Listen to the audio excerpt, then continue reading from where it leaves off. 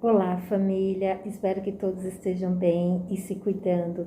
A nossa proposta de hoje é fazer barulho com alguns objetos que a gente tem em casa. Eu peguei potes, olha só, e aí a gente vai tentar fazer barulho com esses potes que são reutilizáveis.